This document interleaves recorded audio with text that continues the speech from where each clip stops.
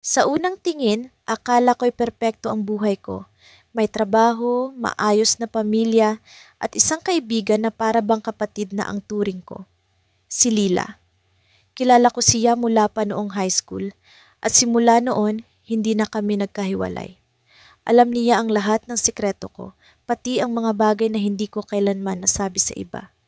Lagi niyang sinasabi na ako raw ang kanang kamay niya, na ako ang taong hindi niya kayang mawala. Sa mga panahong iyon, naniwala ako. Pero halos hindi ko inakala na siya rin pala ang magiging dahilan ng pinakamalaking sakit sa buhay ko. Nagsimula ang lahat ilang buwan na ang nakalipas. Dumaan ako sa isang mahirap na yugto. Nalugi ang maliit kong negosyo at ang boyfriend ko na akala ko'y magiging katuwang ko sa habang buhay, bigla na lang nawala. Hindi niya man lang ako kinausap, basta na lang siyang nagdesisyon na tapusin ang lahat. Si Lila ang unang taong pinuntahan ko. Tinanggap niya ako ng buong puso. Pinakinggan ang lahat ng hinanakit ko at sinabing huwag daw akong mag-alala dahil nandiyan siya para sa akin. Sa kabila ng lahat ng hirap, unti-unti akong bumangon. Nakahanap ako ng bagong trabaho at sinimulan kong buuin muli ang sarili kong tiwala. Ngunit habang ginagawa ko ang lahat ng iyon, napansin ko ang mga kakaibang kilos ni Lila. Kapag magkasama kami, madalas niyang ikwento ang buhay ng ibang tao, kung paano raw sila nagkamali, kung paano sila naging kahiya-hiya sa harap ng lahat. Natuwa ako sa una dahil akala ko'y simpleng tsismisan lang iyon. Pero habang tumatagal, napansin kong masyado siyang malapit sa mga detalye. Para bang alam niya ang lahat ng maruming baho ng kung sino mang pinag-uusapan niya. Nagbiro pa nga siya minsan, wala akong hindi alam kahit sino pa yan. Hindi ko alam kung bakit, pero bigla akong kinabahan. Paano kung ako naman ang pinag-uusapan niya kapag wala ako? Sa kabila ng pagdududa, pinili kong ipagkibit balikat ang lahat. Kaibigan ko si Lila, hindi niya magagawang saktan ako, tama ba? Mali. Isang araw, may narinig akong bulong-bulungan sa opisina. Ang mga kasamahan ko, tila ba may gustong itanong pero hindi nila magawang direktang sabihin sa akin. Okay ka lang ba? Tanong ng isa, pero halata naman sa tono niya ang hindi niya kayang itanong ng direkta. Sinundan pa iyon ng iba't ibang tingin, mga tinging puno ng awa, ng pagdududa, ng pagkailang. Hindi ko maintindihan kung bakit, hanggang sa may isa akong kasamahan na hindi na nakapagpigil. Balita namin, pinabayaan mo raw ang negosyo mo dahil sa pagiging maluhong babae. Sabi pa nila, kaya ka iniwan ng boyfriend mo dahil hindi ka raw marunong makontento. Tumigil ang mundo ko sa sandaling iyon. Sino ang nagsabi sa kanila? Paano nila nalaman ang mga bagay na iyon na mali at pinalala pa? Hindi ko kayang paniwalaan, halos hindi ko magawang magsalita. Pero sa likod ng lahat ng tanong, isa lang ang pumasok sa isip ko, si Lila. Hindi ko alam kung paano ko siya haharapin. Sa loob-loob ko, umaasa akong mali ang hinala ko. Pero paano naman malalaman ng mga kasamahan ko ang lahat ng detalye kung hindi nanggaling sa taong pinakamalapit sa akin? Kinailangan kong marinig ang katotohanan mula sa kanya, kahit masakit. Kinagabihan, pumunta ako sa bahay ni Lila. Parang normal lang ang lahat sa kanya.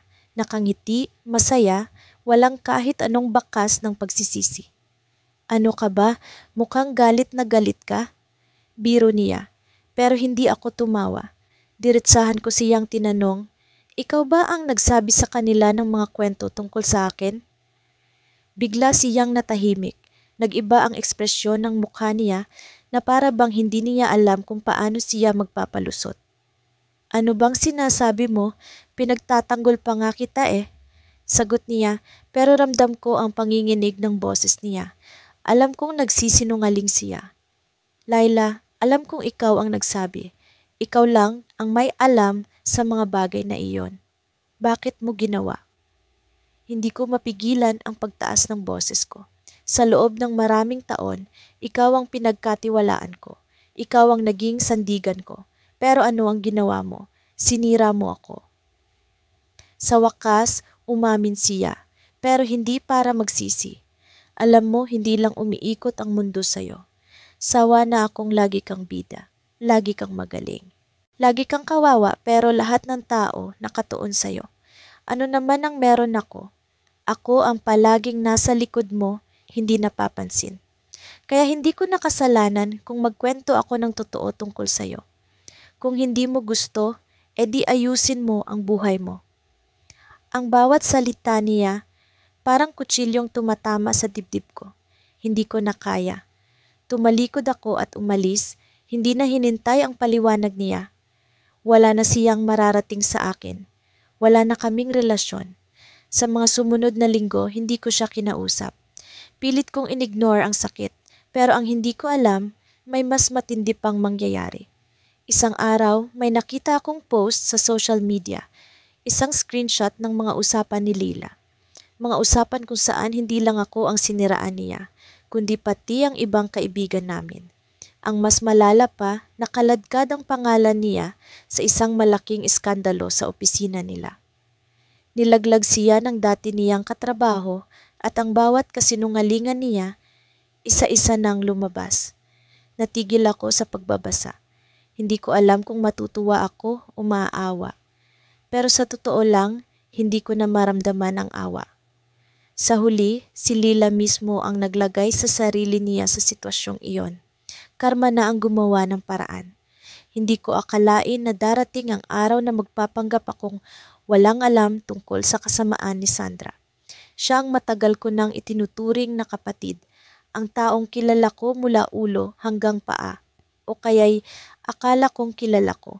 Sa likod ng magiliw niyang nangiti at mga yakap na akala mo'y wagas, nagtatago pala ang isang pusong puno ng inggit at galit. Nagsimula ang lahat nang mapansin kong nagbago ang mga tao sa paligid ko. Ang mga kaibigan namin ni Sandra na dati palaging masaya tuwing magkakasama, unti-unting naging malamig sa akin. Ang mga tanong nila tila may bahid ng pagdududa. Ang mga tingin, nag-iba, parang may hinahanap na mali sa bawat kibot ko. Hindi ko maintindihan kung bakit, pero alam kong may nangyayari. Isang gabi, habang mag-isa akong nakaupo sa paborito kong kapihan, biglang dumating si Bea, isa sa mga kaibigan namin. Mukha siyang balisa, parang may gustong sabihin pero nag-aalangan. Nang makita niya akong mag-isang nakaupo, lumapit siya at umupo sa harap ko. Hindi ko inasahan ang mga salitang binitiwan niya.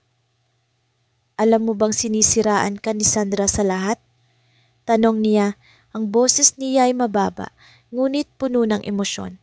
Parang tumigil ang mundo ko. Hindi ko alam kung paano ko sasalubungin ang sinabi ni Bea. Ano? Tanong ko, halos pabulong. Anong ibig mong sabihin? Ipinakita niya sa akin ang mga screenshot ng mga mensahe ni Sandra sa group chat kung saan wala ako.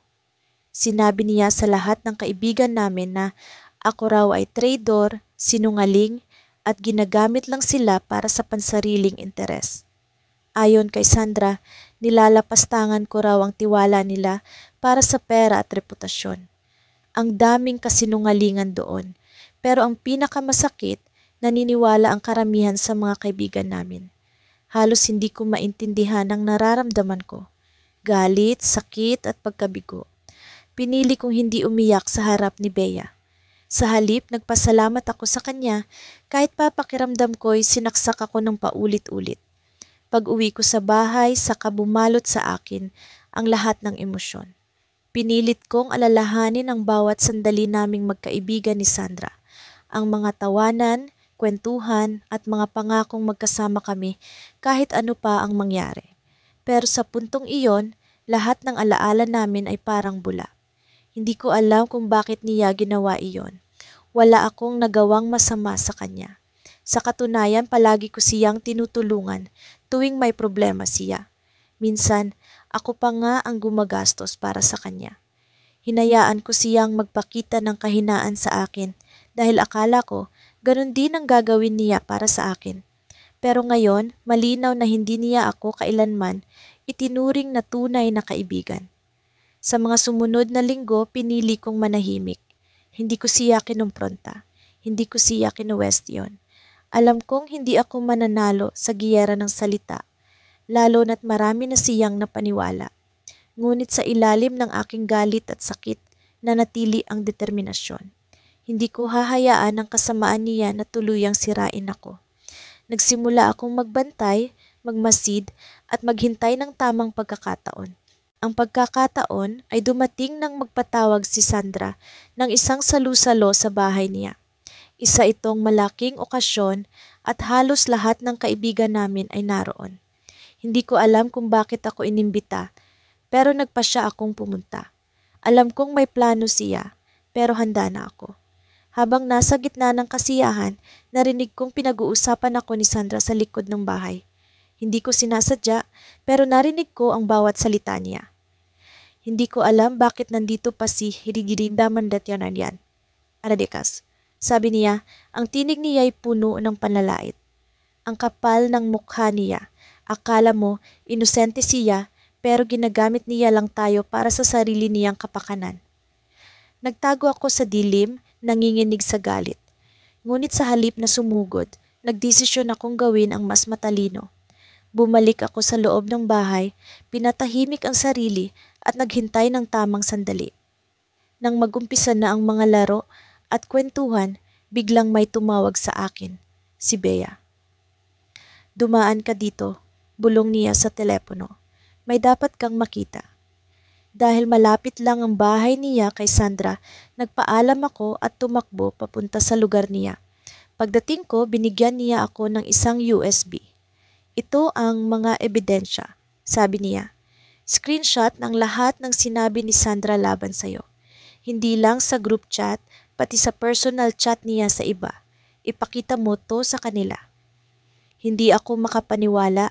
Nasa kamay ko ang katibayan ng lahat ng kasinungalingan ni Sandra. Bumalik ako sa salu-salo at sa harap ng lahat, inilabas ko ang mga ebidensya. Ang mga mata ni Sandra nanlaki sa gulat. Hindi niya inakala na nakalapok ko ang lahat ng paninira niya. Ang mga kaibigan namin, isa-isang umiwas sa kanya at sa unang pagkakataon, nakita ko ang takot sa mukha niya. Ngunit ang huling sandali ang nagbigay ng pinakamatinding twist. Habang paalis na si Sandra, biglang may dumating na lalaki sa pintuan. Si Marco, ang taong matagal niyang nililigawan. Sa harap ng lahat, nilapitan niya ako, hindi si Sandra.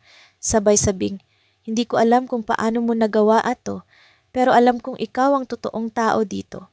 Gusto kitang makausap. Doon ko napagtanto na hindi lang tiwala ng mga kaibigan ang nawala kay Sandra, kundi pati ang posibilidad ng pagmamahal. Naging masakit ang lahat noong araw na iyon. Ang araw na itinago ko sa sarili ko ang lahat ng sakit, ang lahat ng galit. Ang araw na pinili kong huwag sumabog kahit papakiramdam ko'y isa akong bombang malapit ng sumabog sa sobrang tensyon. Pero ngayon, habang nakaupo ako sa loob ng kwartong tahimik at malamig, hindi ko mapigilang balikan ang bawat detalye ng pangyayari. Si Lyra, ang matagal ko nang matalik na kaibigan. Ang taong akala ko'y hindi kailanman magtataksil sa akin. Ang siya mismong nagdala ng pinakamalaking sugat sa puso ko. Para akong binuhusan ng malamig na tubig nang malaman ko ang ginawa niya. Hindi ko inaasahan na ang taong halos itinuring kong kapatid ay siya pa palang magtatangkang sirain ako. Nagumpisa ang lahat nang makarating sa akin ang bulong-bulungan sa opisina. May mga nagsasabi raw na may issue sa aking trabaho, mga isyong hindi naman totoo. Kesyo raw tamad ako, walang kwenta, at sinisiraan ko raw ang mga kasamahan ko para ma-promote. Sa una, hindi ko ito pinansin. Wala akong kaaway at alam kong ginagawa ko ang lahat ng makakaya ko para maging patas sa lahat. Pero habang tumatagal, mas dumadami ang mga naririnig kong kwento. Parang apoy na kumalat ng mabilis. Ang mga dating kaibigan ko sa opisina, unti-unting lumayo, dumistansya at nagbago ang pakikitungo sa akin. Hindi ko alam kung bakit, pero ramdam ko ang tingin nila parang may bahid ng pagdududa. Hanggang sa isang hapon, may lumapit sa akin na hindi ko inaasahan. Si Claire, isa sa mga tahimik at matagal ng empleyado ng kumpanya, ang nagbigay ng babala. Alam mo ba kung sino ang nagpapakalat ng mga paninira tungkol sa'yo? Tanong niya. Tumango ako pero hindi ko siya sinagot. Sa totoo lang, wala pa akong ideya kung sino. Hanggang sa sinabi niya ang pangalan ni Lyra. Halos hindi ako makahinga. Si Lyra? Paanong si Lyra? Siya ang taong laging nasa tabi ko, ang unang tumatayo para ipagtanggol ako kapag may bumabati ko sa akin. Ang tao na palaging nagsasabing ako ang pinakamahalaga sa kanya. Paanong siya ang gagawa ng ganitong bagay? Hindi ko siya agad hinarap. Pinag-isipan ko ang lahat, inisip ko ang mga posibilidad, ang mga rason, ang mga maaaring dahilan kung bakit niya ginawa ito. Pero wala akong maisip. Hanggang sa wakas, nagdesisyon akong makipag-usap sa kanya. Lyra, simula ko habang magkasama kami sa isang sulok ng pantry. Nakatingin siya sa akin at sa tingin niya parang wala siyang alam sa nangyayari. Totoo bang ikaw ang nagsasabi ng mga paninira laban sa akin? Halos hindi ko maipaliwanag ang ekspresyon ng mukha niya. Sa una tila nagulat siya, pero makikita sa mata niya ang nagtatago niyang kaba. Saan mo naman nakuha yang idea na yan? Tanong niya, pilit na ngumiti. Totoo ba o hindi? Mariin kong tanong. Hindi ko na siya binigyan ng pagkakataong umiwas. Tumawa siya, pero hindi ito ang tawa na nakasanayan ko mula sa kanya. May halong sarkasmo, may halong yabang. Alam mo, hindi ko alam kung saan mo nakuha ang kwentong iyan, pero gusto mo bang magpaliwanag ako kahit wala naman akong kasalanan? Ang bawat salita niya ay parang kutsilyong tumatama sa puso ko. Alam kong siya ang may kagagawan. Hindi na ako bulag. Pero sa halip na magalit, nanatili akong kalmado. Hindi mo kailangang magpaliwanag, Lyra. Alam ko na ang totoo. Hindi ko alam kung bakit mo ginawa ito, pero sana tandaan mo. Hindi kita kailanman sinaktan.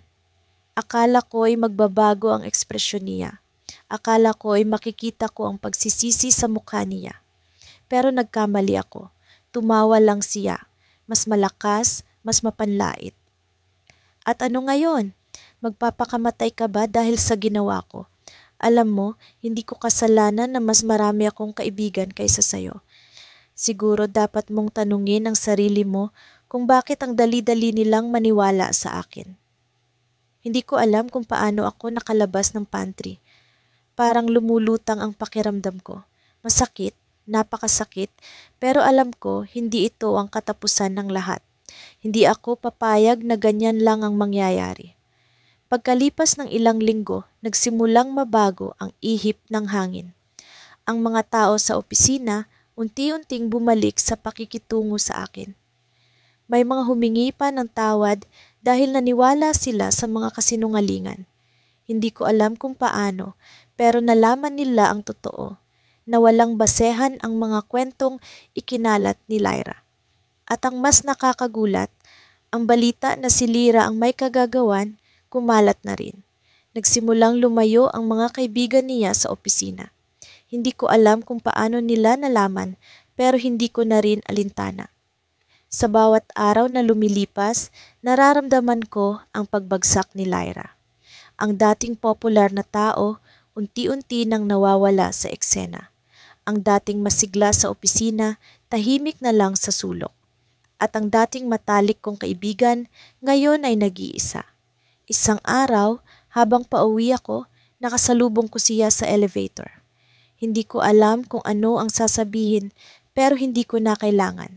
Siya ang unang nagsalita. Mali ako, sabi niya, halos pabulong. Hindi ko alam kung bakit ko ginawa yon, pero sana patawarin mo ako. Hindi ako sumagot, hindi dahil sa wala akong nararamdaman, kundi dahil alam ko na ang sagot. Hindi ko kailanman hahayaan ang sarili kong bumalik sa isang pagkakaibigan na puno ng kasinungalingan. Habang bumukas ang pintuan ng elevator, lumingon ako sa kanya. Hindi ko kailangan ng sorry mo, Lyra. Pero sana matutunan mong harapin ang sarili mong mga pagkakamali. Lumabas ako. Iniwan siya roon. Ngunit bago tuluyang magsara ang pintuan, nakita ko ang isang piraso ng papel na hawak niya, isang resignation letter. Pagkalipas ng ilang linggo, unti-unting bumalik sa akin ang mga piraso ng katotohanan, mga patak ng lasong iniwan ni Leia sa bawat tao sa paligid ko. Ang mga bulong sa opisina, ang malamig na mga sulyap ng mga kaibigan, ang biglaang paglayo ng mga dating malalapit sa akin. Lahat ng ito, unti-unti kong napagtanto ay kagagawa niya. Si Leia, ang taong pinagkatiwalaan ko ng higit sa lahat, ang taong pinakain ko sa bahay, ang taong niyakap ko noong dumadaan siya sa pinakamabigat na yugto ng buhay niya. Siya ang nagkalat ng mga kasinungalingan tungkol sa akin, na sinungaling ako, na oportunista, na wala akong ibang iniintindi kundi ang sarili ko. Hindi ko matukoy kung kailan nagsimula ang lahat, pero parang pinalo ako ng malakas na alon nang maramdaman kong isa-isa akong tinatalikuran ng mga tao. Sinubukan kong makipag-usap sa kanila, ngunit parang may pader na hindi ko maabot. Ang mga tanong ko, walang sagot. Ang mga ngiti ko, hindi na nila sinuklian. Sa opisina, napansin kong hindi na ako kinakausap ng mga dati kong kasangga sa mga proyekto. Sa mga pagtitipon, lahat sila nakayuko kapag lumalapit ako. Ang mas masakit, pati ang mga pinsan kong dati kong kakontsaba, sa lahat ng bagay, bigla na lang naging mailap. Parang may usapan silang lahat na layuan ako. Hanggang sa isang araw, may dumating na hindi ko inaasahan. Ang kaibigan namin ni Leia na si Carla, na bihirang makialam sa gulo ng iba, ay biglang tumawag sa akin. Hindi ko alam kung bakit, pero may kaba akong naramdaman. Sa unang pagkakataon, may nagsalita. Alam mo ba kung bakit ang dami-daming tao ang biglang lumayo sa'yo? Tanong niya, halatang may alinlangan. Alam ko na, sagot ko, pilit pinipigilan ang panginginig ng boses ko. Si Leia ang dahilan, pero hindi ko alam kung ano ang sinabi niya. Huminga ng malalim si Carla, parang pinagtatalunan niya kung tama bang sabihin ang nalalaman niya. Sa huli, nagsalita siya. Sinabi niya sa lahat na ikaw daw ang nagsabi sa boss natin na siya ang dahilan kung bakit na-delay ang malaking proyekto noong isang buwan. Sinabi niya na ikaw daw ang nag-leak ng confidential na impormasyon sa kliyente. Pati mga personal na bagay na ikaw daw ang naninira sa kanya sa mga tao. Nanlaki ang mga mata ko. Kasinungalingan ang lahat ng ito. Hindi ko kailanman ginawa ang alinman sa mga iyon. Sa katunayan, ako pa nga ang tumulong sa kanya noong halos mag-collapse siya sa trabaho. Ako ang nag-cover para sa mga pagkukulang niya. Pero ngayon, ako ang naging scapegoat niya. At hindi lang iyon, dagdag ni Carla. Sinabi niya sa mga pinsan mo na ikaw daw ang kumakalat ng tsismis tungkol sa kanila kay tita. Kaya pati family mo, galit na sayo. Ang bigat ng mga salitang iyon ay parang bato na bumaon sa dibdib ko. Paano niya nagawa ito? Ang taong tinuring kong kapatid, ang taong kilala ang bawat lihim ko, siya ang nagbenta sa akin. Dahil ba naiinggit siya? Dahil ba gusto niyang itaas ang sarili niya sa pamamagitan ng pagbagsak ko? Ngunit may sinabi si Carla na nagbigay ng liwanag. Pero alam mo ba, hindi na rin maganda ang sitwasyon ni Leia ngayon. Napakunot ang noo ko. Anong ibig mong sabihin? Well, habang busy siya sa paninira sa'yo, hindi niya napansin na may ibang tao ang nakapansin sa mga ginagawa niya. Si boss. Nalaman niya na si Leia pala ang totoong nagilik ng confidential info. May proof siya at ngayon iniimbestigahan si Leia. Halos hindi ako makapaniwala. Ang babaeng nanira sa akin, siya pala ang may tunay na kasalanan. Parang bumaliktad ang mundo. Sa halip na ako ang masira, siya ang unti-unting nawawala ng lahat. At hindi lang iyon, patuloy ni Carla. Pati mga kaibigan niya, unti-unti na rin siyang nilalayo. Yung mga tao na nilapitan niya para siraan ka, ngayon sila ang nakakita ng tunay niyang ugali. Nagsimula na silang magtanong kung ano pa ang mga kasinungalingang sinabi niya.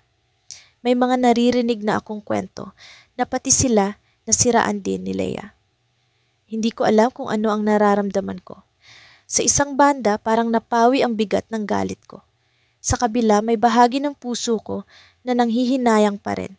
Hindi ko ginusto ang ganitong sitwasyon. Hindi ako naniniwala sa paghihiganti.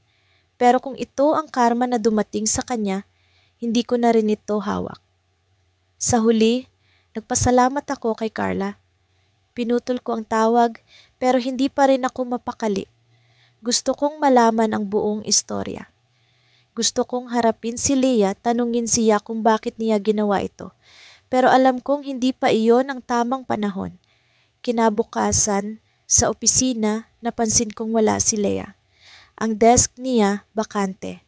Ang laptop niya, wala na. Sa halip, may balitang pumutok. Si Leah daw ay tinanggal na sa kumpanya dahil sa breach of contract. Ang dating mga bulong tungkol sa akin, ngayon ay tungkol na sa kanya. Ang mga dating sumusuporta sa kanya, ngayon ay naging mga kritiko niya. Parang nawala siya sa hangin, bigla, tulad ng ulap na tinangay ng hangin. Pag-uwi ko, may isang mensahe akong natanggap. Hindi ko inaasahan kung sino ang nagpadala nito. Ang pangalan na nasa screen, si Leah. Ang mensahe niya, maikli lang. Pero sapat na para magpaikot ng sikmura ko. Alam kong alam mo na, pero hindi pa tayo tapos. Ilang linggo kong tiniis ang bigat ng mga tanong sa puso ko. Bakit niya nagawa iyon? Bakit si Leila, ang matalik kong kaibigan, ang mismong sumira sa akin? Hindi ko kailanman mapapatawad ang sakit na idinulot niya. Pero ang mas masakit, tila hindi pa siya tapos. Ang tsismis na ginawa niya laban sa akin, na kinuha ko raw ang pera ng grupo namin sa proyekto, ay mabilis na kumalat sa buong opisina. Ang mga mata ng mga katrabaho ko, punong-puno ng duda tuwing dumadaan ako sa pantry. Hindi na rin ako masyadong kinakausap ng iba, maliban sa mga kinakailangang trabaho. Ramdam ko ang malamig na pagtrato nila. Ang mga ngiti nila sa akin noon, ngayon ay napalitan ng mga bulungan at pagsulyap sa likod ko na para bang isa akong kriminal. Nagkaroon ng investigasyon. Pinatawag ako ng HR para magpaliwanag. Kumpleto ang papeles ko, mga resibo, screenshots ng usapan namin sa group chat, lahat ng ebidensiyang nagpapatunay na wala akong kinuha ni isang sentimo. Nang ibinigay ko ang mga iyon, tinanong ko ang HR officer, sino ba ang nag-accuse sa akin? Hindi nila diretsyong sinagot, pero sapat na ang mga tingin nila para malaman kung si Leila ang nasa likod ng lahat. Pagkatapos ng investigasyon, nilinis ng kumpanya ang pangalan ko, pero hindi na ako bumalik sa dati.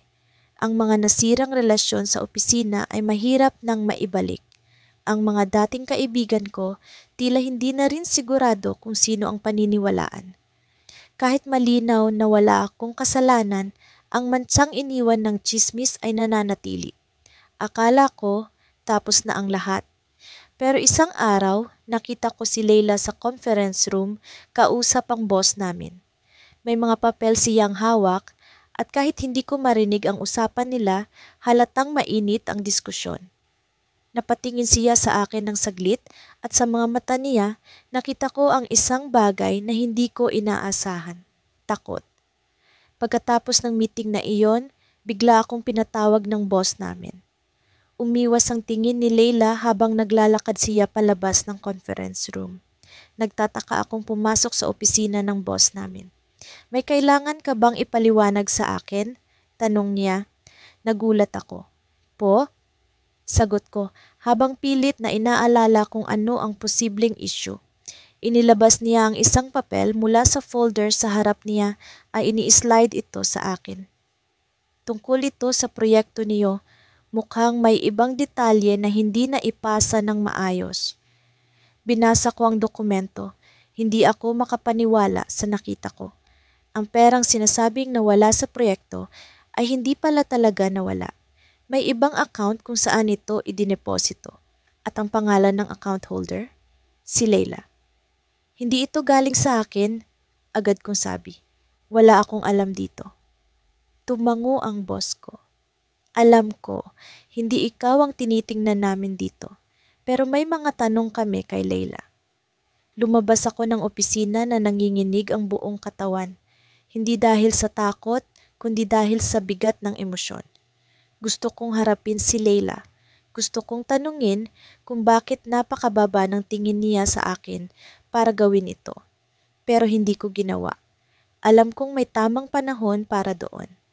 Kinabukasan, may narinig akong bulong-bulungan. Si Leila pinatawag ng HR. Nalaman ng lahat na siya pala ang may hawak sa perang sinasabing nawala.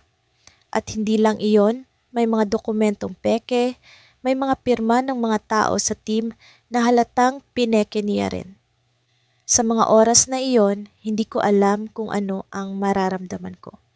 May bahagi ng puso ko na natuwa, hindi ko itatanggi. Pero may bahagi rin sa akin na nalungkot.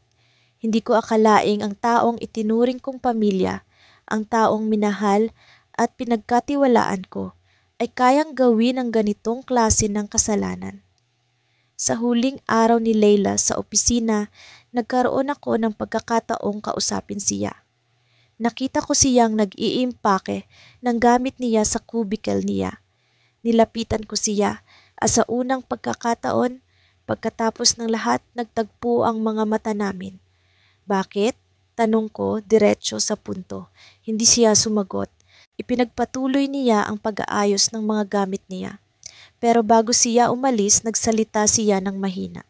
Hindi ko alam kung bakit. Siguro dahil naiinggit ako. Ikaw na lang lagi ang pinupuri. Ikaw na lang lagi ang magaling. Hindi ko na matiis. Napahinga ako ng malalim. Ganito mo yon tinapos. Ganito mo sinira ang pagkakaibigan natin. Hindi siya sumagot. Lumakad siya palabas ng opisina, bitbit ang kahon ng gamit niya. Sa bawat hakbang niya, nararamdaman kong unti-unti nang gumagaan ang dibdib ko. Pero bago siya tuluyang mawala sa paningin ko, may iniwan siyang isang pirasong papel sa mesa ko. Binuksan ko ito. Isang maiksing sulat ang naroon, nakasulat sa pamilyar na sulat kamay ni Leila. Hindi ikaw ang nawala sa akin.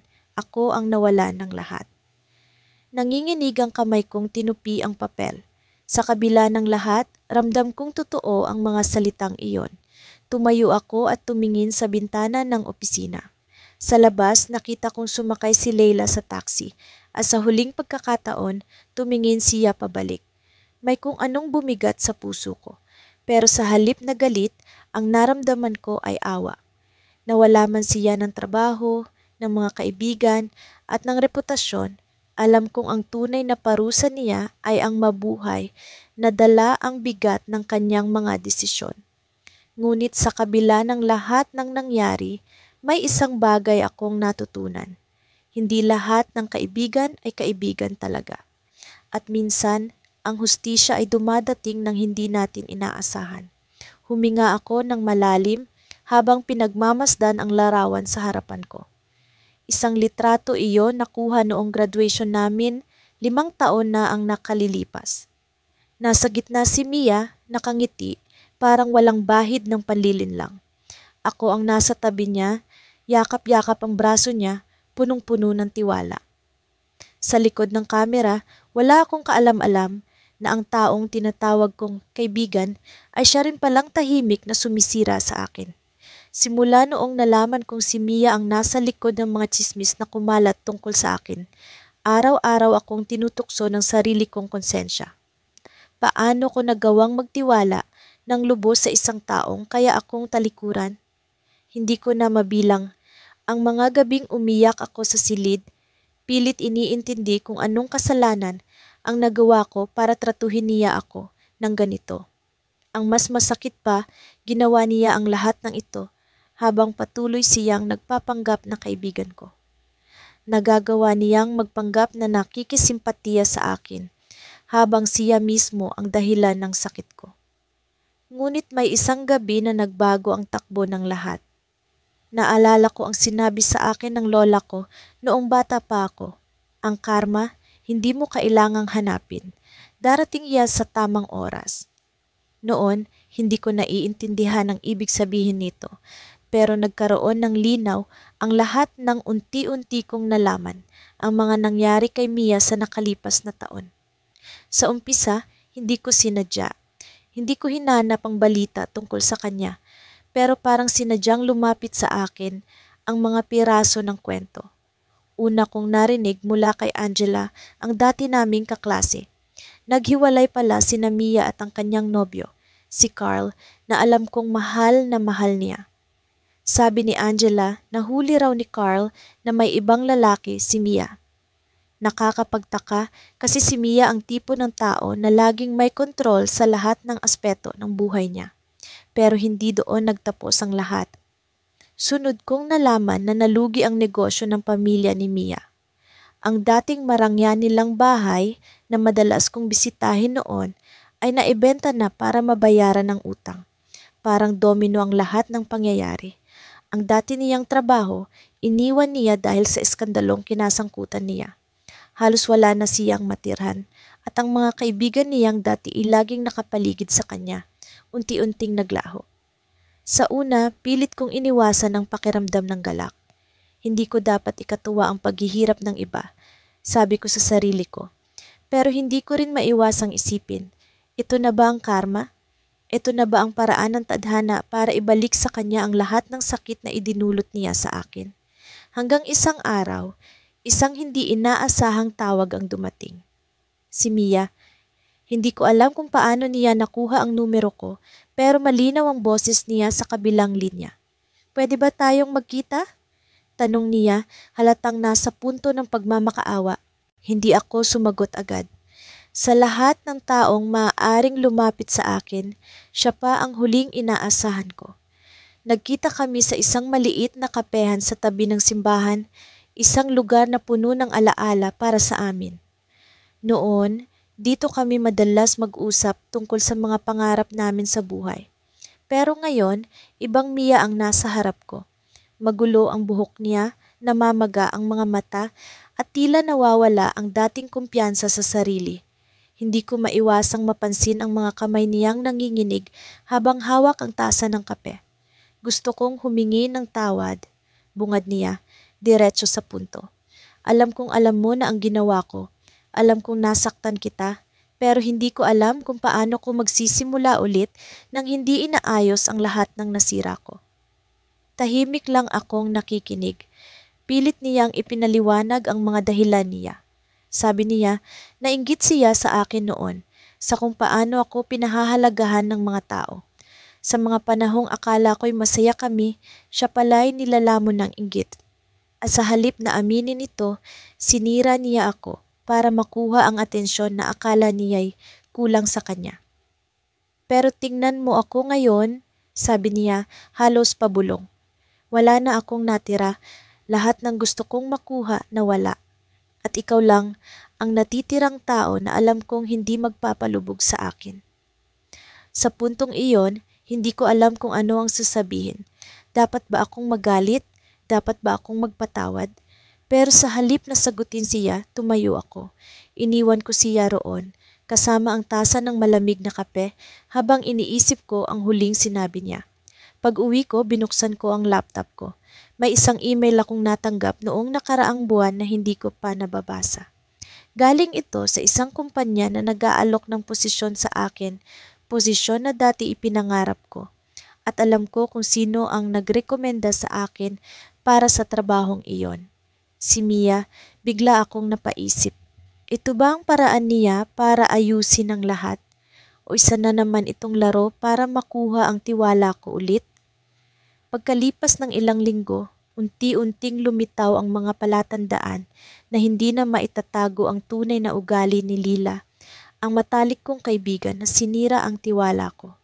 Ang mga dating tahimik na bulong sa likod ng aming mga kaibigan ay naging mga bukas na tanong. Bakit siya biglang naging malamig sa akin? Bakit ang kwento ng pagkakamali ko na ikinalat niya ay hindi tugma sa kung paano nila ako kilala? Sa kanilang mga mata may simula ng pagdududa. Ngunit sa kabila ng lahat, pinili kong manahimik. Hindi dahil mahina ako, kundi dahil alam kong ang katotohanan ay palaging lumilitaw kahit gaano pa ito pilit itago. Isang gabi, nakatanggap ako ng tawag mula kay Mia, isa sa mga kaibigan namin. Pwede ba tayong magkita bukas? Tanong niya. May bahid ng pag-aalala sa kanyang boses. Hindi ko alam kung ano ang sasabihin niya pero pumayag ako. Dumating siya sa cafe na napagkasunduan namin, may bit-bit na envelope. Hindi ko alam kung bakit nanginginig ang kamay niya habang ibinibigay ito sa akin. Hindi ko alam kung paano ko sasabihin to pero nararapat mong malaman, sabi niya. Binuksan ko ang envelope at nakita ko ang mga screenshot ng mga mensahe ni Lila.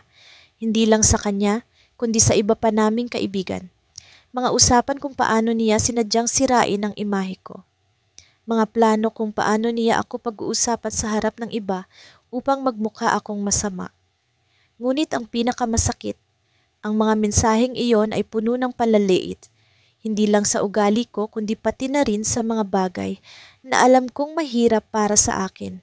Ang dating insecurities ko, ang mga pinakapinagtapat ko sa kanya bilang kaibigan. Ginamit niya ang bawat kahinaan ko upang itulak ako pababa. Biglang bumalik sa akin ang mga alaala, ang mga pagkakataong akala ko inaaliw niya ako. Ang mga oras na akala ko sinusuportahan niya ako. Lahat pala ng iyon ay bahagi ng kanyang laro. Hindi ko na malayang napipiga ko na ang papel. Lila, bulong ko sa sarili ko. Ano ang ginawa mo? Alam kong mahirap ito, sabi ni Mia. Pero hindi lang ikaw ang sinaktan niya. Hindi mo alam na may mga kwento rin siyang ginawa laban sa amin. Ginamit niya ang tiwala ng lahat para makuha ang gusto niya. Halos hindi ko maintindihan ang nararamdaman ko. Galit, lungkot at pagkadismaya. Paano naging ganito ang taong pinagkatiwalaan ko ng buo? Hindi ako makapagpatawad, ngunit alam kong hindi rin ako pwedeng magpadalos-dalos. Kaya't nagpasya akong maghintay. Alam kong darating ang araw na ang bawat kasinungalingan niya ay babalik sa kanya. At hindi ko gugustuhing tulungan siya sa pagbangon. Ang pagkakataon ay dumating ng mas mabilis kaysa inaasahan. Isang event ang ginanap sa opisina kung saan pareho kaming nagtatrabaho, isang malaking pagtitipon para sa mga kliyente at empleyado. Pinagsama-sama ang lahat at ang mga usapan ay umiikot sa mga proyekto, tagumpay at reputasyon. Si Lila, gaya ng inaasahan, ay nasa gitna ng lahat. Palaging siya ang bida, palaging siya ang may pinakamalaking ngiti.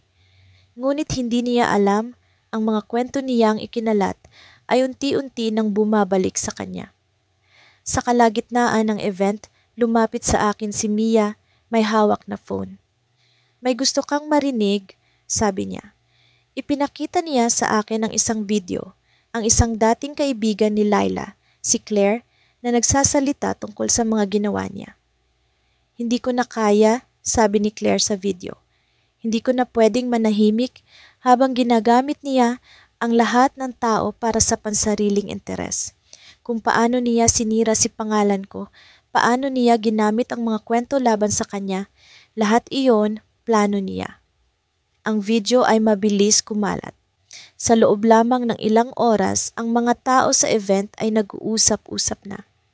Ang mga tingin kay Lila na dati puno ng paghanga, ngayon ay puno ng pagdududa. Hindi ko akalaing ganito kabilis mangyayari.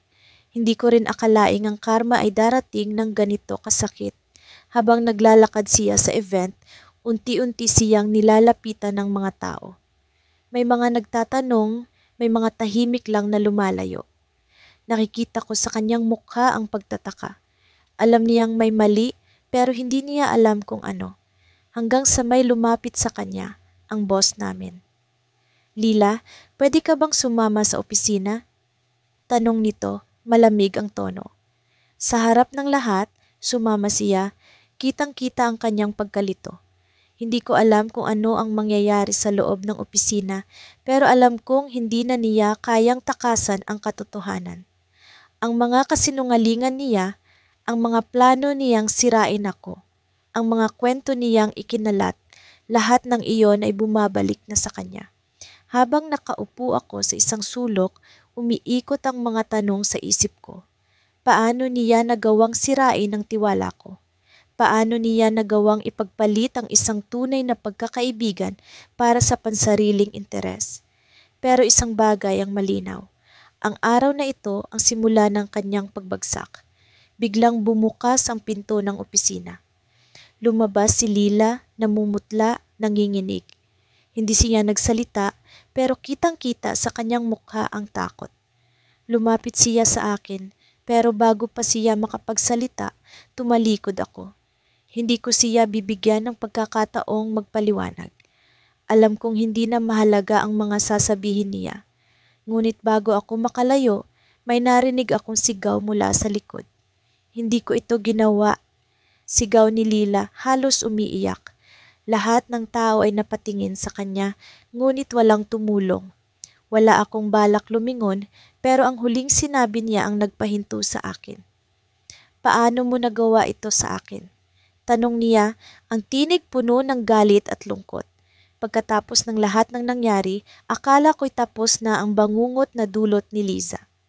Pero sa huling pagkakataon, muling gumapang ang anino ng pagkakanulo sa buhay ko.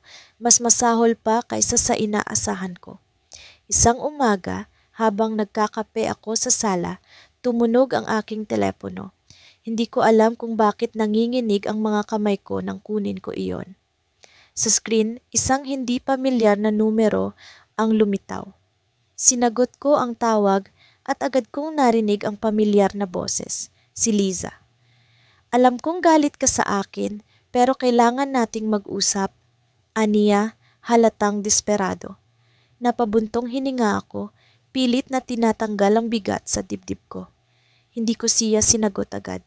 Ang buong katawan ko'y nanigas, para bang bumalik lahat ng sakit at galit na pilit kong kinalimutan. Bakit? Ano pa bang kailangan mo sa akin? Malamig kong tanong. Hindi ko na alam kung saan pa ako pupunta. Nawala na ako ng trabaho, iniwan ako ni Mark at pati ang pamilya ko, galit na rin sa akin. Bulong niya, punong-puno ng lungkot. Hindi ko alam kung bakit, pero hindi ko maitagong may bahagi sa akin na nasiyahan sa narinig. Karma, siguro. Pero kahit pa ganon, hindi ko rin maiwasang maawa. Kilala ko si Liza. Alam ko kung gaano siya kagaling magpanggap na kawawa kapag gusto niya ng simpatiya. Hindi ko kayang basta-basta magtiwala ulit. Liza, hindi ko alam kung anong gusto mong mangyari. Sagot ko, sinisikap na panatilihin ang tono ng boses ko. Gusto ko lang makipagkita sa'yo. Kahit saglit lang, hindi ko na alam ang gagawin ko. Halos umiiyak niyang sinabi. Nagdalawang isip ako, pero sa huli, pumayag ako. Hindi dahil sa awa, kundi dahil sa gusto kong tuldukan na ang lahat. Kung may plano man si Liza na muli akong saktan, gusto kong malaman iyon ng harapan. Nagkita kami sa isang tahimik na parke malapit sa bahay ko. Habang papalapit siya sa akin, napansin ko ang malaking pagbabago sa hitsura niya. Ang dating palaging maayos at glamorosa niyang itsura ay nawala. Magulo ang buhok niya, may mga eye bags siya at parang walang gana ang kilos niya. Hindi ito ang Liza na kilala ko, pero hindi ko pa rin kayang burahin ang pagdududa sa puso ko. Salamat sa pagpunta, sabi niya, hindi makatingin ng diretso sa akin.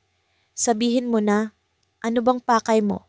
Sagot ko, diretso ang tingin sa kanya. Umupo siya sa bench at doon ko narinig ang kwento niya. Hindi siya nagtipid sa detalye. Ayon sa kanya, lahat ng ginawa niya sa akin ay bumalik sa kanya ng doble. Ang mga kasinungalingang sinabi niya tungkol sa akin sa opisina ay nadiskubre ng boss naming dati, kaya't na-terminate siya. Si Mark, ang boyfriend na kinuha niya sa akin, nalaman ang totoong ugali ni Liza, kaya't iniwan siya. Ang pamilya niya, na palaging kampi sa kanya, ay napagod na rin sa mga drama niya at hindi na siya tinutulungan. Habang nagsasalita siya, ramdam ko ang sakit sa boses niya. Pero sa likod nito, naroon pa rin ang isang bahagi ng akin na hindi lubos na naniniwala. Alam ko kung paano maglaro si Liza ng emosyon. Alam ko kung paano siya magpanggap. Pagkatapos niyang magsalita, tumahimik kami pareho. Tinitigan ko siya, pilit na iniintindi kung totoo ang lahat ng sinabi niya. Sa loob-loob ko, gusto kong sabihin sa kanya na deserve niya ang lahat ng nangyari. pero hindi ko ginawa. Hindi dahil sa awa, kundi dahil alam kong walang saysay ang magpaliwanag pa. Gusto mo bang tulungan kita? Tanong ko, malamig ang tono. Hindi ko alam kung saan nanggaling ang tanong na iyon.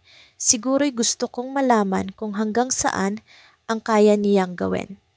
Nagulat siya, halos hindi siya makapaniwala sa tanong ko. Oo, oo, please. Kahit ano, kailangan ko ng tulong mo, sagot niya, nanginginig. Tumayo ako at tumingin sa kanya ng diretso. Ang tulong na maibibigay ko sa iyo, Liza, ay ang katotohanan. At ang katotohanan, hindi mo ako kailanman pinahalagahan. Ginawa mo akong instrumento para sa sarili mong ambisyon. At ngayon, gusto mo pang bumalik sa buhay ko? Hindi na. Halos hindi siya makagalaw sa narinig. Para bang sinaksak ko siya ng mga salita.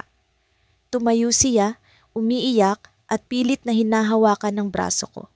Sorry, alam kong mali ako, pero hindi ko na alam ang gagawin ko. Wala na akong ibang matatakbuhan. Pero bago pa siya makapagpatuloy, may isang babae na biglang lumapit sa amin. Hindi ko siya kilala, pero halatang galit siya kay Liza. Ikaw pa lang nandito, Liza, ilang buwan na kitang hinahanap. Nasaan ang pera ko? Sigaw ng babae. Nagulat ako pero mas nagulat si Liza. Namutli siya at halatang hindi niya alam ang sasabihin. Ang babae patuloy na nagsalita.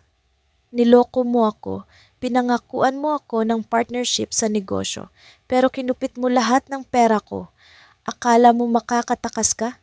Hinding-hindi kita tatantanan. Tumayo ako, hindi alam kung ano ang gagawin. Si Liza ay tila nawala ng lakas. Hindi niya kayang sagutin ang babae. Hindi ko alam kung anong mas kakilakilabot, ang pagkakanulo niya sa akin noon o ang panibagong kasalanan na natuklasan ko ngayon. Habang nakatingin ako sa kanya, napagtanto ko ang isang bagay. Hindi kailanman nagbabago ang ugali ng isang taong hindi marunong magpakumbaba. Liza ang gumagawa ng sarili niyang bangin. At ako, wala na akong pakialam kung mahulog siya roon. Lumipas ang ilang linggo matapos ang pagputok ng iskandalo.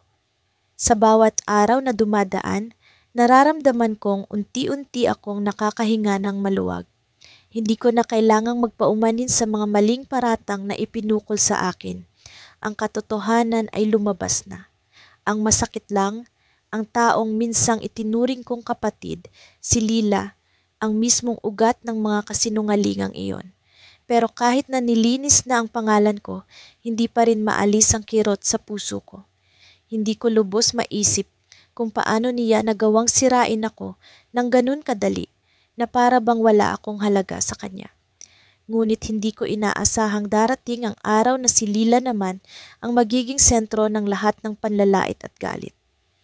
Isang umaga, habang nakaupo ako sa sala, biglang tumunog ang aking telepono. Isa sa mga kakilala namin ang nagpadala ng mensahe. Nakita mo ba to?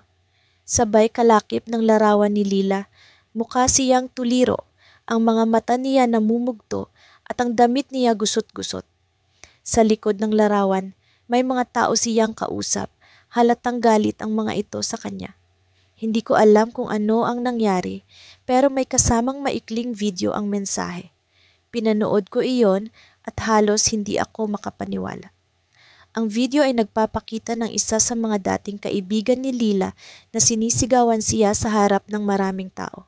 Paano mo nagawang gamitin ang pangalan namin para sa pansarili mong kapakinabangan? Gusto mo lang pala ng atensyon. Sinira mo ang kredibilidad namin dahil sa kasinungalingan mo. Sigaw ng babae.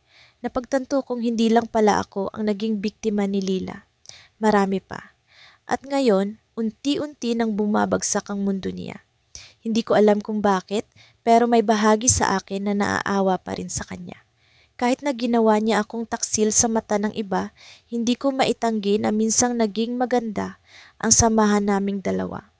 Minsan, naisip kong tawagan siya, kausapin siya, tanungin kung ano ba ang problema niya. Pero alam ko kung gaano siya kagaling magsinungaling. Alam kong kung bibigyan ko siya ng pagkakataong magpaliwanag, baka paikutin niya lang ulit ako. Kinabukasan, bumisita sa bahay ang isa pa naming kaibigang si Mia. Hindi ko alam kung ano ang pakay niya, pero halata sa mukha niya na may mabigat siyang sasabihin. May nalaman ako tungkol kay Lila, bungad niya. Agad akong naging alerto. Ano na naman? Tanong ko, medyo nabigla sa tono ng sarili kong boses. Ito yung dahilan kung bakit siya nagkakaganyan. May ginawa siyang mas malala kaysa sa inakala natin. Sabay abot niya sa akin ng isang envelope. Sa loob nito may mga dokumento, screenshot at litrato. Hindi ko alam kung paano niya nakuha ang mga iyon, pero kitang-kita sa ebidensya ang mga kasinungalingan ni Lila. Hindi lang tungkol sa akin, kundi tungkol sa ibang tao rin. Pati ang pangalan ng ilang kliyente sa trabaho niya ay nasangkot. Ginamit pala niya ang mga ito para magmukhang mas mataas ang posisyon niya sa kumpanya kahit wala naman siyang karapatan. At nang magsimulang magtanong ang mga tao, itinuro niya ang iba kasama na ako. Napalunok ako. Ang bigat ng pakiramdam ko habang binabasa ang mga papel. Ano ang gagawin natin dito? Tanong ko kay Mia. May mga taong naghahanap ng katotohanan. Kung ibibigay natin to sa tamang tao, baka tuluyan na siyang mawala ng trabaho. Pero hindi ko alam kung gusto mong makialam pa. Tumingin siya sa akin na para bang naghihintay ng desisyon. Hindi ko alam kung ano ang sasabihin. Sa isang banda, gusto kong makialam, gusto kong ipakita kay Lila na hindi niya pwedeng takasan ang lahat ng ginawa niya. Pero sa kabilang banda, alam kong hindi ko na ito problema. Ang bahagi ng akin ay gustong magpatuloy na lang. Hayaan siyang harapin ang karma niya ng mag-isa. Dumaan ang ilang araw at narinig ko mula kay Mia na natanggal na si Lila sa trabaho. Hindi na raw siya nagpakita sa opisina at walang balak na bumalik. Pero ang pinaka nakakagulat ay ang balitang narinig ko mula sa iba naming kaibigan. Nagtatago na raw si Lila. Hindi ko alam kung saan siya nagpunta, pero parang nilamon siya ng lupa. Walang update, walang balita, parang bigla siyang nawala. Isang gabi, habang naglalakad ako pauwi mula sa grocery store, napansin ko ang isang babae sa gilid ng kalsada. Nakaupo siya sa isang sirang bangko, hawak ang isang papel na parang sulat. Hindi ko agad siya nakilala, pero may kakaiba sa aura niya. Nang lumapit ako, napagtanto kong si Lila pala iyon. Ang dating makinis niyang mukha ay puno ng pagod, ang mga mata niyang minsang puno ng kumpiyansa ay nawala ng ningning. Tinignan niya ako, pero hindi siya nagsalita. Sa isang iglap, bumalik ang lahat ng alaala. Ang mga tawanan, ang mga pag-uusap, at ang sakit na dulot niya. Gusto kong magtanong kung ano ang nangyari, pero natatakot akong masaktan ulit. Kaya't tumalikod na lang ako, hinarap ang daan pa uwi. Ngunit bago pa ako makalayo, narinig ko ang boses niya. Mahina, garalgal, pero malinaw. Patawad. Tumigil ako sa paglalakad, pero hindi ko siya nilingon. Hindi ko alam kung anong mas masakit, ang mga kasinungalingan niya o ang paghingi niya ng tawad na huli na para sa lahat. Habang naglalakad ako pa uwi, naisip ko kung ano ang gagawin ko sa natitirang mga ebidensya laban sa kanya. Ngunit sa likod ng lahat ng iyon, alam kong may isang tanong na hindi ko pa nasasagot. Kaya ko ba siyang patawarin?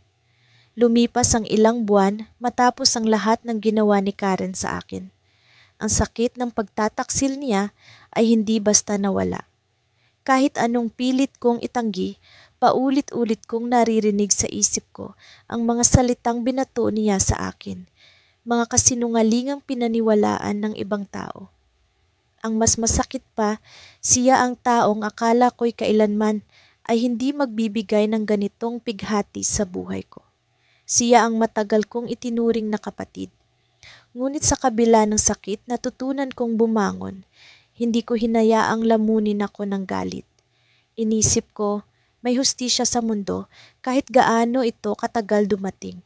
Kaya imbis na magalit, ipinagdasal ko na lang na makita niya ang mali sa kanyang mga ginawa. Hindi ko na siya sinubukang kausapin. Alam kong hindi ko siya mababago. Ang tahimik kong pag-urong ay tila naging dagok sa kanya. Hindi ko alam kung bakit, pero parang hindi niya matanggap na hindi ko siya hinahabol, na hindi ko siya sinisigawan o pinag-aaway. Sa halip, nilayuan ko siya ng tuluyan. Isang araw, habang naglalakad ako pa uwi, nakasalubong ko si Mia, isa sa mga dati naming kaibigan. Hindi kami ganoon ka-close pero palagi siyang mabait sa akin. Napansin kong tila aligaga siya, may kung anong gustong sabihin pero nag-aalangan. Tumigil siya sa harapan ko, hinawakan ng braso ko at walang pasubaling nagtanong, "Alam mo ba ang nangyayari kay Karen?" Nanlaki ang mata ko. Wala akong balita sa kanya simula nang layuan ko siya. "Bakit?" Tanong ko, pilit na pinapakalma ang sarili. "Sinisiraan siya ng mga tao?" Sagot ni Mia, mahina ang boses, tila natatakot na marinig ng iba. "Lahat ng sinabi niya tungkol sa iyo, lahat ng paninira niya, lumabas na kasinungalingan. May mga nakakita ng ebidensya, mga screenshots, pati video ng pag-uusap niya tungkol sa kung paano kaniya siniraan. Ang dami niyang kaaway ngayon." Hindi ako nakapagsalita, parang tumigil ang mundo ko sa narinig. Hindi ko alam kung matutuwa ba ako o maawa. Walang parte sa akin ang naghangad na masira ang buhay niya, pero hindi ko rin maitatanggi na may kaunting ginhawang nadarama. Tulad ng sinabi ko noon, may hustisya sa mundo. Hindi ko lang inakalang ganito kabilis darating. Siya na mismo ang nawalan ng lahat, dugtong ni Mia. Kahit mga taong kampi sa kanya noon, iniwan na siya. Wala siyang mahinga ng tulong. Hindi ko alam kung paano siya nakakaraos. Napatingin ako sa langit, pilit na iniintindi ang sitwasyon. Hindi ko alam kung dapat ba akong makialam o hayaan na lang siyang harapin ang mga konsekwensiya ng kanyang mga ginawa. Ang malinaw sa akin, hindi ko kailanman ginusto ito. Hindi ko tinangka. Pero sa likod ng lahat ng emosyon, ang tanong na naglalaro sa isip ko ay, ano ang gagawin ko ngayon? Kinabukasan, nakita ko siya. Hindi ko sinadya pero nagkataong magkasalubong kami sa isang kalsadang hindi ko inaasahang pupuntahan niya. Ang dating maangas na Karen, ang babaeng palaging nakangiti ng may pagkukunwari, ay ngayon isang anino ng kanyang sarili. Magulo ang buhok niya, wala siyang make-up at bitbit niya ang isang lumang bag na halos magkalas na ang strap. Hindi ko alam kung ano ang naramdaman ko sa sandaling iyon. Awa, galit, o simpleng pagkagulat. Naglakad siya patungo sa akin, mabagal, tila nag-aalangan. Sa bawat hakbang niya, ramdam ko ang bigat ng kanyang mundo. Nang magtagpo ang aming mga mata, para siyang natunaw. Hindi siya nagsalita agad, pero halata sa mukha niya ang paghihirap. Nang sa wakas ay magsalita siya, mahina ang boses niya. "Alam kong galit ka sa akin, pero hindi ko alam kung kanino pa ako lalapit. Hindi ko alam kung paano sasagot. Ang daming tanong ang tumakbo sa isip ko. Bakit siya lumapit sa akin? Bakit hindi sa ibang tao? Bakit ngayon kung kailan lahat ay wala na sa kanya?" Pero sa likod ng mga tanong, naramdaman ko ang isang bagay, awa. Sa kabila ng lahat ng ginawa niya, hindi ko pa rin maalis ang bahaging iyon sa puso ko na nagmamalasakit. "Huwag kang mag-alala," sabi niya, pilit na pinapakalma ang sarili. "Hindi kita hinihinga ng tulong. Gusto ko lang humingi ng tawad." Napatingin siya sa lupa, umiwas sa mata ko. "Alam kong mali ako, alam kong sinira kita, at alam kong hindi mo na ako mapapatawad. Pero gusto ko lang marinig mo. Hindi ko ginusto ang mga nangyari. Hindi ko alam kung bakit ko ginawa. Siguro, inggit, siguro, hindi ko kayang tanggapin na mas magaling ka kaysa sa akin." Hindi ako makapagsalita, parang tumigil ang oras sa pagitan namin. Ang taong ito, ang matalik kong kaibigan na sinira ako, ngayon ay humihingi ng tawad. Pero sapat na ba ang mga salitang iyon para burahin ang lahat ng sakit? Hindi ko alam. Ngunit bago pa ako makapag-isip ng sagot, may biglang sumulpot na tatlong lalaki sa likod niya. Hindi ko sila kilala pero halata sa hitsura nila na may masamang balak. Lumapit sila kay Karen at ang isa sa kanila ay may hawak na papel. Karen, sabi ng isa, oras na para bayaran mo ang utang mo. Nanlamig ang buong katawan ko. Hindi ko alam kung anong utang ang tinutukoy nila pero halata sa takot sa mukha ni Karen na seryoso ito. Hindi ko alam kung ano ang gagawin ko. Ang isang bahagi ng akin ay gustong tumulong pero ang isa pang bahagi ay nagsasabing layuan na lang siya. Siya ang may gawa nito, siya ang dapat humarap. Hindi ko pa kaya, sagot ni Karen nanginginig.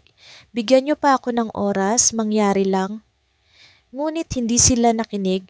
Ang isa sa mga lalaki ay humawak sa braso niya at ang isa ay naglabas ng cellphone, tila may balak siyang i-video ang susunod na mangyayari.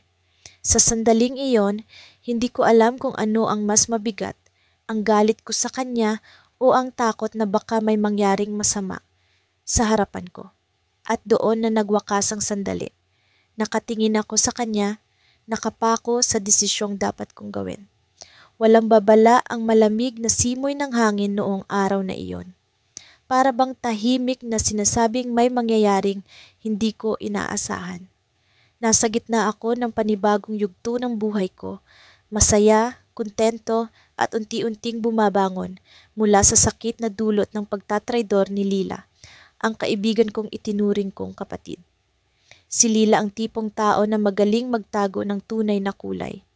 Sa harap ng lahat, perpekto siyang kaibigan. Maalalahanin, mapagmahal at tila laging naroon para sa akin. Pero nang dumating ang panahon na pinakakailangan ko siya, nalaman ko ang totoong intensyon niya. Sinira niya ang tiwala ng mga taong malapit sa akin. Ginamit ang mga lihim na ibinahagi ko at ginawa akong tampulan ng kwento sa likod ng mga nakasarang pinto. Ang masakit, siya ang gumamit ng pangalan ko para umangat, para makuha ang atensyon ng mga tao na palagi niyang pinapangarap na mapasama. Alam ko ang lahat ng ito. Hindi ko siya sinagot noong una. Hindi ako lumaban. Ang ginawa ko, lumayo, tumahimik. Hinayaan kong ang karma ang magtrabaho para sa akin. At ngayon, narito ako. Masaya, nakapalibot sa mga tunay na kaibigan. Habang si Lila sa kabila ng kanyang mga plano, tila ba nawawala ng lahat. Karangalan, tiwala, at kahit ang mga taong minsang naniwala sa kanya. Ngunit hindi ko inasahan ang nangyari noong araw na iyon. Naglalakad ako sa plaza, hawak ang iced coffee, tumitingin sa mga nagtitinda ng mga bulaklak sa gilid ng daan. Masaya ako, magaan ang pakiramdam. Bigla kong naramdaman ang paglapit ng isang tao. Paglingon ko, si Lila. Pwede ba tayong mag-usap? Tanong niya, may bahid ng desperasyon sa kanyang boses. Hindi ko alam kung ano ang dapat kong maramdaman. Matagal na siyang hindi nagpapakita at sa totoo lang, hindi ko rin hinanap ang presensya niya. Pero may kakaiba sa ekspresyon niya. Hindi ito ang Lila na palaging kumpiyansa at siguradong kaya niyang kontrolin ang lahat ng tao sa paligid. Wala na tayong dapat pag-usapan, Lila. Sagot ko. Diretso, malamig. Hindi ko siya tinangkapang kausapin ng mahaba. Para sa akin tapos na ang kwento namin. Pero hinawakan niya ang braso ko. Mahigpit, halos nagmamakaawa. Please pakinggan mo ako. Alam kong nagkamali ako. Alam kong nasaktan kita, pero kailangan mo akong tulungan. Sabi niya, ang mga mata niya puno ng takot. Napatingin ako sa kanya, sinusuri ang bawat salita niya. Bakit siya humihingi ng tulong sa akin? Siya na ang dahilan kung bakit ako halos nawala ng tiwala sa sarili, sa ibang tao. Bakit ngayon siya ang nasa ganitong sitwasyon? Bakit ako, maraming tao ang nasa likod mo noon, Lila? Bakit hindi mo sila lapitan? Tanong ko, sinubukang pigilan ng galit na tumataas sa dibdib ko. Hindi niya agad nasagot. Tumayo lang siya doon, nanlulumo, parang bata na nawalan ng laruan. Hindi ko alam kung kanino pa ako hihingi ng tulong. Wala na akong natitira. Ikaw lang ang kilala ko na alam kong may mabuting puso. Alam kong galit ka sa akin, pero please pakinggan mo ako. Kailangan kita. May bahagi ng puso ko ang gustong maniwala, pero mas malaki ang bahagi kong nagdududa. Alam ko kung paano gumalaw si Lila. Alam ko kung paano siya magmanipula. Pero sa kabila ng lahat, may kakaiba sa paraan ng pagsasalita niya. Hindi ito ang Lila na palaging may kontrol. Hindi ito ang Lila na palaging may plano. Anong problema mo, Lila? Tanong ko, marahang binawi ang braso ko mula sa pagkakahawak niya. Hindi ko alam kung bakit ko siya pinakinggan. Siguro dahil gusto kong marinig kung paano bumagsak ang mundo niya, kung paano ang karma ay gumalaw ng walang pasabi. Masyado akong naging tiwala sa maling tao. Nalaman nila ang mga bagay na hindi dapat nilang malaman. Ngayon, ginagamit nila iyon para sirain ako. Ang mga pamilyar mo, sila ang gumagawa nito. Ang mga taong tumalikod sa iyo dahil sa akin, sila ang nagbabalik sa iyo, pero ako ang kinakalaban nila. Paliwanag niya, ang boses niya halos pabulong. Napatawa ako, hindi ko mapigilan. Ang irony ng sitwasyon ay masyadong nakakagulat. Ang mga taong minsang naniwala sa kanya, ngayon, siya na ang target nila. Hindi ko alam kung matutuwa ako o maaawa. Bakit mo sinasabi sa akin lahat ng ito? Ano ang inaasahan mong gawin ko? Tanong ko, direto, ayoko ng drama, ayoko ng paligoy-ligoy. Kung may kailangan siya sa akin, gusto kong marinig ito ng malinaw. Gusto kong mag-sorry. Alam kong hindi na mababago ang ginawa ko, pero sana matulungan mo akong makalabas sa sitwasyong ito. Alam kong ikaw ang may lakas para gawin iyon. Sagot niya, ang mga mata niya puno ng luha. Hindi ako agad nakasagot, pero bago pa ako makapagdesisyon, biglang may lumapit sa amin. Isang babae, mataas, maikli ang buhok. Nakatingin siya kay Lila nang may galit sa mga mata. Ikaw ang dahilan kung bakit nasira ang buhay ko, sabi ng babae. Malamig, puno ng puot. Napatigil kami pareho. Sino ang babaeng ito? Bakit siya galit na galit kay Lila? Bigla kong naramdaman ang tensyon sa hangin, ang malamig na simoy ng hangin na kanina'y tila babala. Ang araw na ito, na akala ko'y magiging tahimik, biglang nagbago. Napalunok si Lila, halatang natatakot. Ako, nanatiling nakatayo, tahimik na nag-aabang sa susunod na mangyayari.